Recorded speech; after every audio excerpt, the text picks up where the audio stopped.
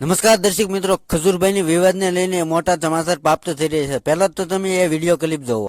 ખજૂરભાઈનો વિરોધ કર્યો કે યુટ્યુબમાંથી એટલા કામે, યુટ્યુબમાંથી આમ કરે, 4.5 લાખનું મકાન બનાવે, તારી કેમ હળગે ને 4.5 નું બનાવે કે 3.5 રૂપિયાનું બનાવે, પણ ગરીબ માણાને બનાવી તો દે ને. મિત્રો, મારી પાસે એ વિડીયો છે ને. કીર્તિ, તને કહી દઉં, ખજૂરભાઈના ઓયલામાં તું બોલી કે કીધું નહીં, જાતું હોય વાયરમાં ને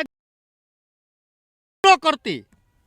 મિત્રો, હમણાં તમને અંદાજ ખબર હશે કે થોડાક ટાઈમથી જે ખજૂરભાઈનો વિવાદ ચાલી રહ્યો છે, બરોબર છે, તેમને લઈને હાલ કીર્તિ પટેલ વિવાદમાં આવ્યા પછી ત્યાં મોટા મોટા ખુલાસા બહાર પાડવામાં આવ્યા છે, બરોબર છે. જે તમે અંદાજ જાણો છો, તો હાલ ખજૂરભાઈનો વિવાદ એમ વધ્યો છે કીર્તિ પટેલના લીધે, બરોબર છે. તો હાલ કીર્તિ પટેલના ઉપર આ ભાઈએ એક ખૂબ સરસ વિડીયો બનાવ્યો છે, બરોબર છે.